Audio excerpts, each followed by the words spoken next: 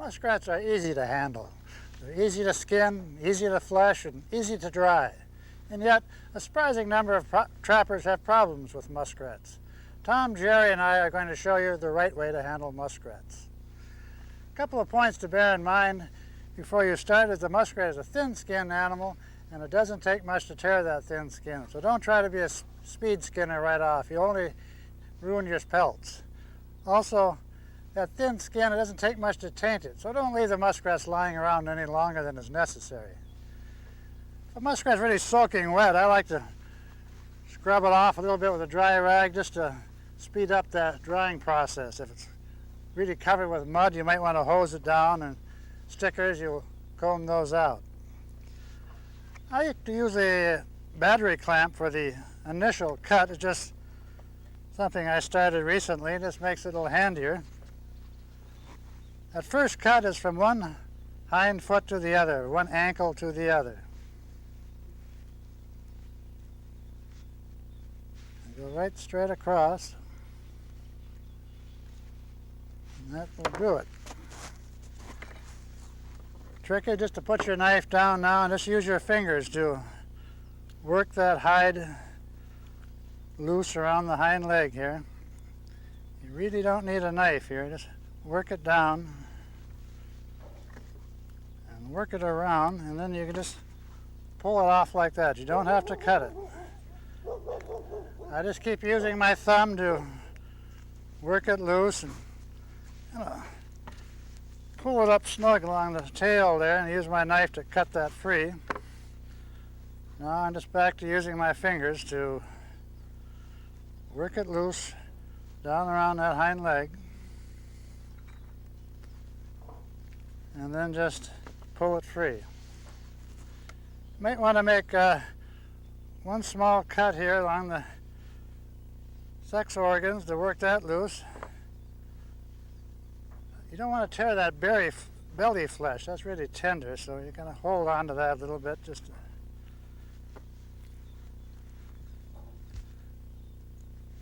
work it up. Then you can just pull the whole business like so. Front legs, you don't have to cut around them. You just pop them out like that.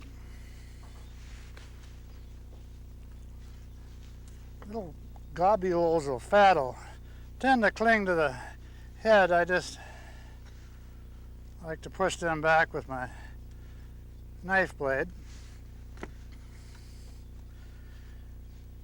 All these little cords running here, you should tell that's about where the ear is, and work the ear loose. Cut over here, another ear is loose. Back off some of that fat again. You don't want to be in too much of a hurry. Just work it loose. Cut through around the eye, down around the mouth.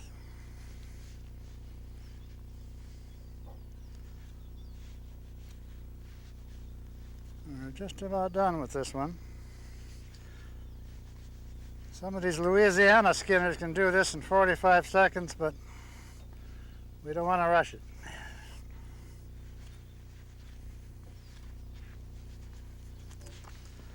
There, the hide is free, and Tom will show us the next step, the flushing of the pelt. Thanks, Bob. Flushing your muskrats, super simple. There's hardly nothing to it. Muskrats, like Bob said, have real thin pelts. Not a lot of fat or meat stays on those pelts, but you still need to take off the excess. Try to get some of the larger balls of fat, balls of meat, peel them down off of there so you can pull it on the stretcher and the rat will dry quicker. You really don't even need a small beam like this. You can pull the rat down on the stretcher like Jerry's going to show you and actually just pull off those little balls of fat and meat. But I found when you catch a lot of rats, if you set it up in more of an assembly line, one guy skinning, one guy scraping, one guy stretching, you can handle a lot of rats fast and do a real nice job on them. I've got a small beam here. It's made just for doing muskrats. All the fat, the red meat that we peel off those rats will lay in the bottom so you're not messing up the area. Just take that muskrat, pull it down over that beam nice and quick. Have it so the back of the muskrat is right there on the middle of that beam. Then all you need to do is use a butter knife, a small dulled knife, hold the bottom of that rat and work it backwards. It's easier if you work it backwards. There's saddles up here right along the backs of the back legs. There's little ridges of meat there. You need to just hold it backwards and you can just peel those right off. They'll peel off, just drop them right down there in the bottom. Roll the rat around, work it back and forth, peel that off of there. Then down here along the bottom, there's usually saddles of fat near the bottom of the pelt. Sometimes when you're skinning them too, meat will stick up in here. You want to just try to get all of that gristly part that's on the outside part of that rat off. There's going to be another layer of red meat under there that you're going to want to leave on there. That's going to give that rat a little bit more thickness, give it some heavier leather. That's what the fur buyers like. If your rat's real papery, they're going to cut the price on you. It's going to be a flat rat, it's going to be a kit rat. They don't like that. Again, down here on the bottom, just hold the rat with one hand. Just work that dulled knife. Remember, we're using a dulled knife here, so you don't have to worry too much about cutting that pelt. You can really get in and get aggressive with these rats. As fast as you can skin them, you can scrape them and stretch them. You can put up 100 rats, nothing flat. And believe me, these guys that trap down here in Louisiana, they're catching 100 rats. They're really putting up the fur. They've got the fur down here to put up.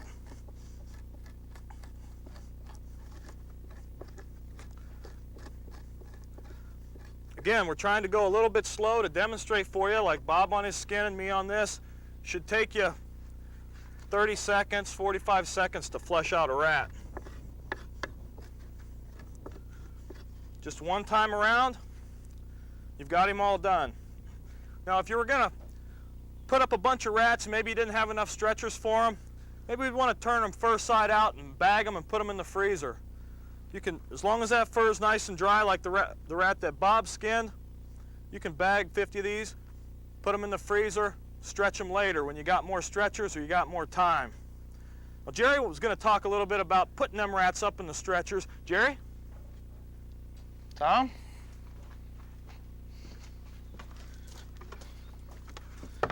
First thing you want to do before you go to stretch your rat is to make sure he's dry.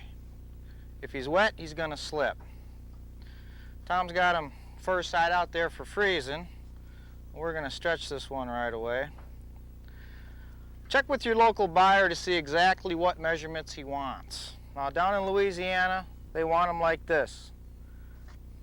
It's a different style from what we use up north. They take off the nose and the whiskers. Up north, we don't. Our stretcher normally is about the same size, but to make it easier to show you how to stretch them, we're going to use this one here. So our regular one would only be about this long. This here kind of keeps it out in the open. Take your rat, kind of even them up, the back of the tail and the back of the belly. Slide them over your stretcher. Some buyers want them real skinny at the nose, some want them real wide. It all depends what area you're from and who they're selling to. You kind of want to get the leg holes even. There's kind of like a point down here.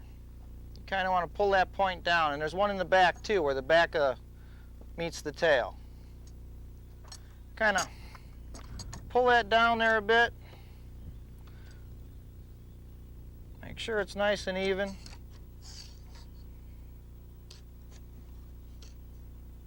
Put your hook in there.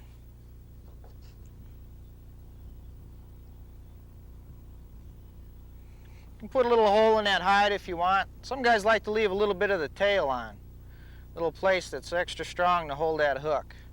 You don't have to stretch them real tight or get them to where when they start to dry that they're going to start ripping on the sides. Just get it enough to hold it.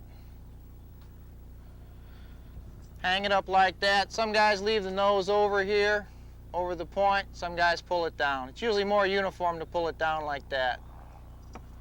Pull it a little tighter. Now, if you want, you can pull this out, cut it off with a knife, really make it look slick. No problem.